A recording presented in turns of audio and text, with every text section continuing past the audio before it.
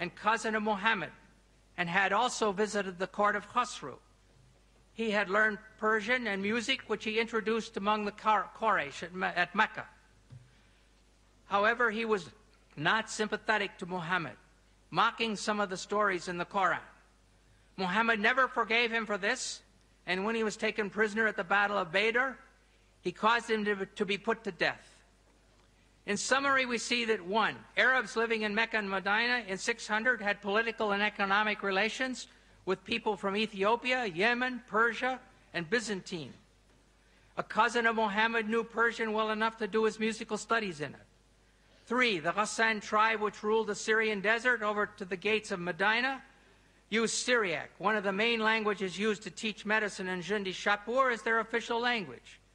An ill king of Yemen came to Taif to consult the physician Harith ben Qalada, who had been trained where? At Jundi Shapur, the best medical school in that world, and to whom Muhammad sometimes sent patients. 5. During Muhammad's lifetime, a new medical school was established in Alexandria, using the 16 books of Galen as their texts.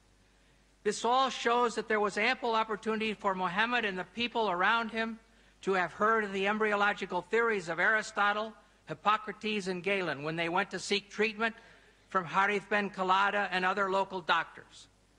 Thus, when the Quran says in the late Meccan Surah of the Believer, 40:67, He it is who created you from dust, then from a sperm drop, then from a leech-like clot, that perhaps you may understand. And then in the Surah of the Pilgrimage, O mankind, if you have doubt about the resurrection, consider what we have created, that we have created you from dust.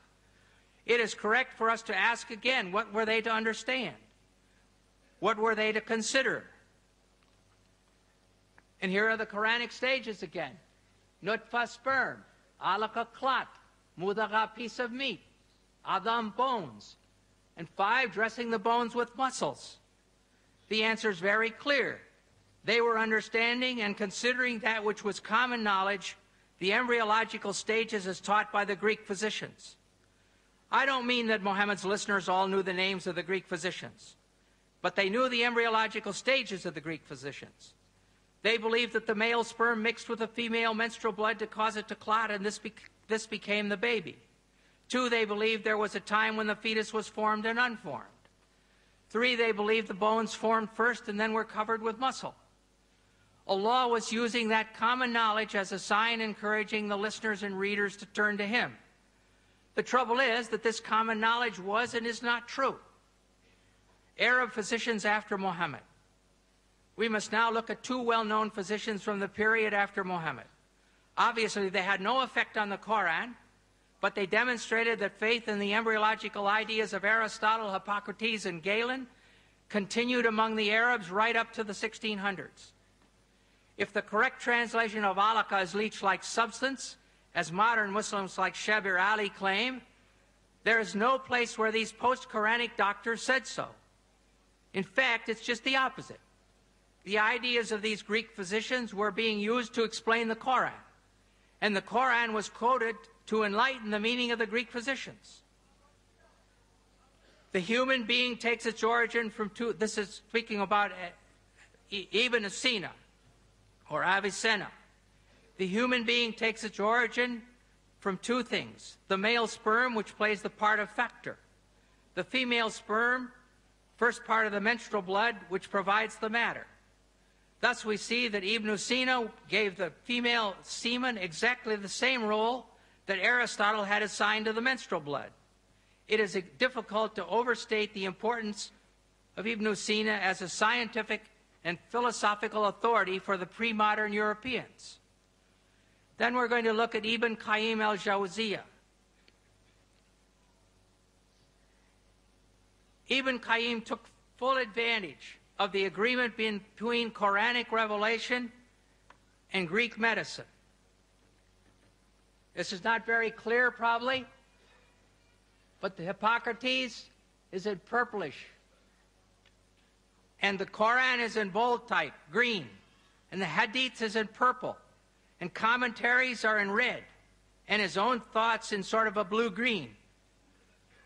So it starts out, he says, Hippocrates said in the 3rd chapter of Kitab al-Jinnah, al-ajinna. The semen is contained in a membrane, and it grows because of the blood of its mother, which descends to the womb. Some membranes are formed at the beginning, others after the 2nd month, and others in the 3rd month. And this phrase about the blood descending to the womb, we saw it when we looked at Hippocrates' slide. That is why God said, here the Quran is mentioned, He creates you in the womb of your mothers by one formation after another in 3 darknesses. That's Quran 39:6. Then He gives His own ideas. Since each of these membranes has its own darkness, when God mentioned the stages of creation and transformation from one state to another, He also mentioned the darknesses of the membranes. Most commentators explain, and here are the words of the commentators, it is the darkness of the belly, and the darkness of the womb, and the darkness of the placenta.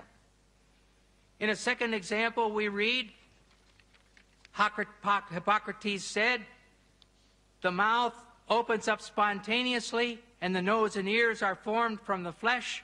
The ears are opened, and the eyes, which are filled with a clear liquid. The prophet used to say, I worship Him who made my face and formed it and opened my hearing and eyesight, and so forth. Here we look at Hippocrates again, and there in the 2nd stage is the same thing we just read. Ibn al-Qayyim is quoting Hippocrates and speaks of the mother's blood descends around the membrane. He could do this, as we have seen, because the educated people of Muhammad's time were familiar